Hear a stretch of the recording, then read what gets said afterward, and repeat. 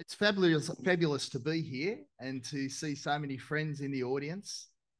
It's amazing the technical expertise that's been brought to bear, the solutions to many of the challenges in the supply chain are within this room. We have technical experts, researchers, producers, exporters, importers, people from government. We even have a delegation from Laos who'll be able to contribute their expertise today.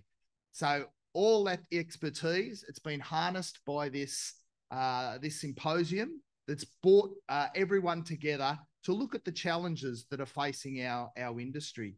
And it is a very competitive world out there. We need to make sure that our supply chains are competitive. You're competing with other land-based products. We've heard before that Vietnam can only meet about half its beef needs and relies very heavily on Australian product, whether that's live product or boxed beef.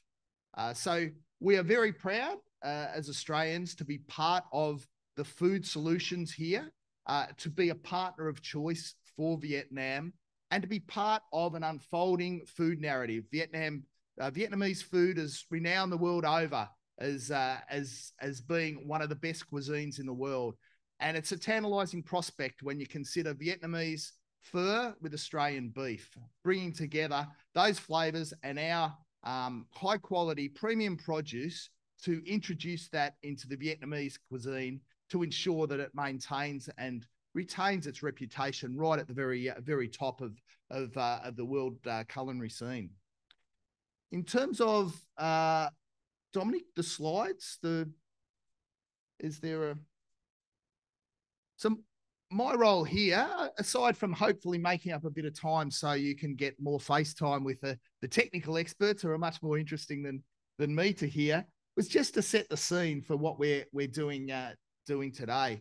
So as you're aware, there's we're dealing with a biological product that is exposed to pestilence, to droughts, to flooding, a whole range of different things. It means supply goes up and down over time. But through that all, we continue to maintain our strong relationship.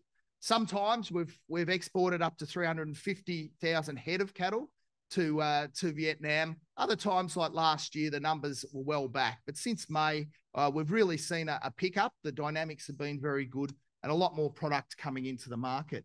When we look at the beef side of things, again, you look the first 2 months of this financial year, sent more than half as much beef in value terms to Vietnam than we did all of last financial year.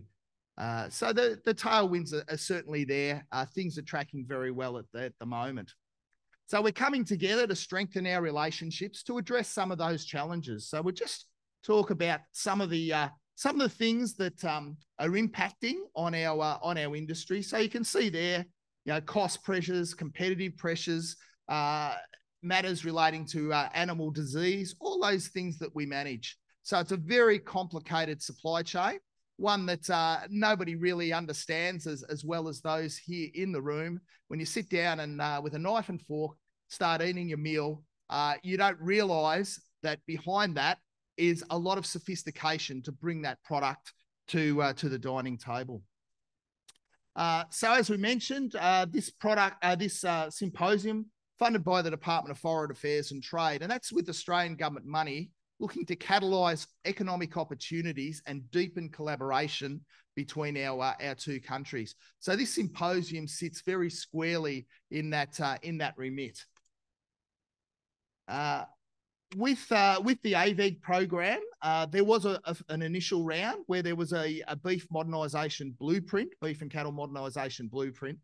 That went through and identified, and Rod was closely involved with that, along with Michael Patching, who'll be here this afternoon, formerly of MLA, and identified a whole lot of priority areas.